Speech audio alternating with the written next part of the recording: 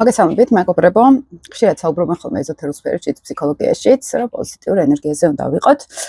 პოზიტიურად შევხედოთ ცხოვრებას და პირად რუკაში რა განსაზღვრავს ამ პოზიტიურ ენერგეტიკას. იმიტომ რომ ეს პოზიტიური ენერგია, ამის მიღმა არის ძალიან მნიშვნელოვანი, აი კარმას რო უძახით, ხო, პოზიტიური კარმა, ხო? და თუ ჩვენ ამ პოზიტიურ ენერგიაში ჩვენი პირადი კარმით, ანუ ჩვენი კონკრეტულ ეგრეგორთან დაკავშირებით ვაძლიერებთ, აი მაშინ ძალიან ბევრი რამე გვარდება ხოლმე. რა თქმა უნდა, ამას ყველაფერს მე რაღაცები უშლის ხელს, ჩემ გამოცდილებით რო უყურებ ხოლმე, ძირითადად სატურნი ლილიტის გავლენა უშლის ხელს აი სელენას რო ეძახით, ხო, სელენას ენერგიის შემოსვლას ჩვენს აურაში. როცა პოზიტიურ ენერგიაზე ვლაპარაკობთ, მეგობრებო, ხო?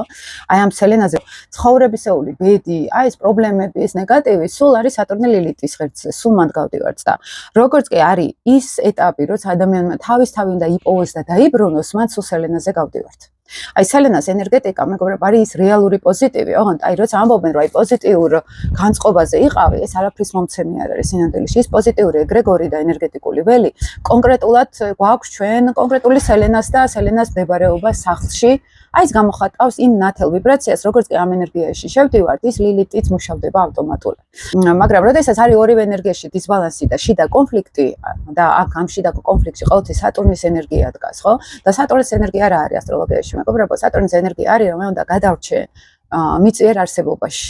იმიტომ რომ დედამიწის ენერგეტიკა არის რთული, აქ არის კატაკლიზმები, არის როგორც სიკვდილის ენერგია, ასევე სოციალური სიკვდილის ენერგია აქვს, ხო? აი თავი არ მომეჭრას, არ შევრცხვე, და ხალხი უარმყობს და მაინც გადარჩენს ისტიკთან გავდივართ აქ, ხო? აი ეს ენერგია არის სატურნი. და ამ ენერგიას ავტომატურად მოყვება შავი მთვარის ენერგია ჩვენთან, ხო? და შავი მთვარი რა არის? ეს უკვე ტრამვა არის სადღაც, ანუ აი ამ სატურნს ვებღაუჭები და სინამდვილეში კარგავ აქ მფარველ ძალას, მფარველ ენერგიას. სწორად ჩამოდის ეს ენერგეტიკა ჩვენში. არიან ამ ენერგიაში ყოველთვის, მაგრამ გაუცნობიერებლად არიან ხოლმე. რას დავარქმევდი, იცით? აი სელენა ლილიტის ღერძს, როცა არ არის ეს გაცნობიერებული. წარმოვიდგინეთ ახლა ციყვი ტრიალებს ბორბალში. საერთოდ ვერაცნობიერებთ, რომ აი ამ ჯაჭვში ტრიალებს და გგონია რაღაცას ვაკეთებთ, გარბივართ, მაგრამ სინამდვილეში ერთ ადგილას ვდგავართ, ხო? და სადღაც ილუზიაში ვართ. აი ეს არის სელენა ლილიტის ღერძი, ოღონდ გაუცნობიერებლად. აი მე თერაპიულ პროცესში, როცა შევდივართ ამ ენერგიაში, ხვდებით, ზოგჯერ არის საერთოდ თერაპიულად გავდივართ უკვე. უფრო თერაპევტებიც იგივეს ვაკეთებ, გამოდის ადამიანი და ზევიდან უყურებს აი ამ რბოლას, ხო? აი ამ ენერგიებში ყოფნას და ხვდებიან ხოლმე, რომ აი ამ ჯაჭვში ისე შევიდნენ, რომ რეალობა დაკარგეს.